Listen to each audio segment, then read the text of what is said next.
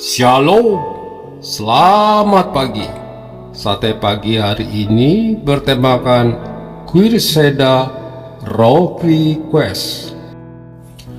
Adapun firman Tuhan terambil dari Lukas pasal 12 ayat 16 sampai dengan 21. Tetapi firman Allah kepadanya, "Hai engkau orang bodoh, pada malam ini juga jiwamu akan diambil daripadamu, dan apa yang telah kau sediakan, untuk siapakah itu nanti?" Menarik untuk menyimak apa yang ditulis oleh seorang perancang busana, blogger, dan penulis terkenal yang bernama Quirseda Road Request sebelum akhirnya dia meninggal dunia karena menderita kanker.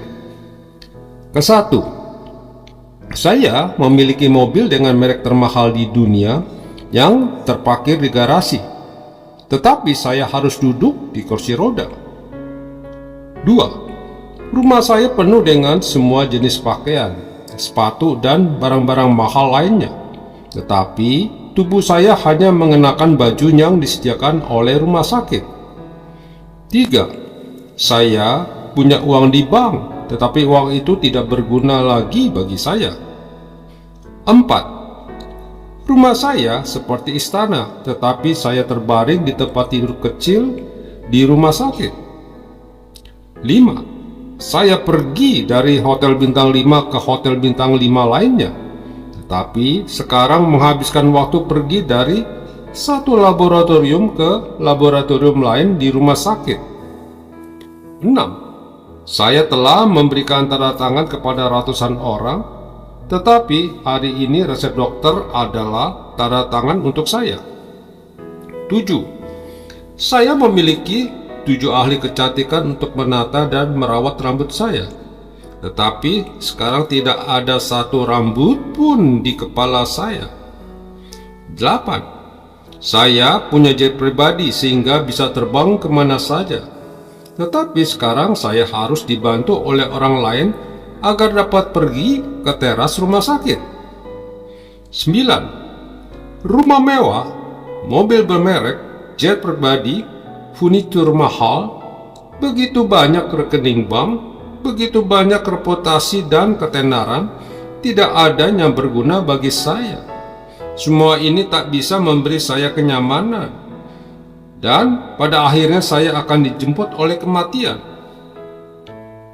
Banyak orang mengejar harta, kekayaan, ketenaran, kesuksesan karena berpikir bahwa dengan semuanya itu, dia harus mendapatkan semua kenyamanan di dunia ini. Bahkan kita melihat atau pernah mengalami sendiri bagaimana manusia dikotak-kotakkan berdasarkan harta benda yang dimiliki dan ketenaran yang dicapai. Tetapi lihatlah, semua itu tidak berguna ketika dia harus berhadapan dengan kematian. Dan ingatlah, semua orang takluk kepada kematian. Sungguh menyedihkan ketika didapati ada orang yang sangat sukses dan berlimpah harta, tetapi ternyata tidak kaya di hadapan Tuhan. Lukas mencatat pengajaran Tuhan Yesus dalam bentuk perumpamaan yang berbicara tentang orang kaya yang bodoh. Orang kaya ini menimbun harta benda untuk dirinya sendiri. Dia berkata, "Sesudah itu aku akan berkata kepada jiwaku, ada padamu banyak barang tertimbun untuk bertahun-tahun lamanya. Beristirahatlah, makanlah, minumlah, dan bersenang-senanglah." Hendaklah kita hidup dengan bijak sehingga tidak disebut bodoh oleh Tuhan Yesus, karena menimbun harta benda untuk diri sendiri dan berpikir harta adalah segalanya, dan sekalipun harta sudah melimpah, tidak mau berbagi untuk orang lain. Amin. Mari kita berdoa. Bapa Surgawi, ajar aku agar tidak berlaku bodoh dengan menimbun harta benda untuk diri sendiri tanpa mau berbagi kepada sesama. Beriku hati yang peduli. Di dalam nama Tuhan Yesus, aku berdoa. Amin. Oh Tuhan, pimpinlah langkahku. Ku tak berani jalan sendiri, sertamu itulah doaku. Ajarku merendahkan diri, menurut firman-Mu setiap hari. Jadikan pelita dalam gelam, mencari domba yang sesat.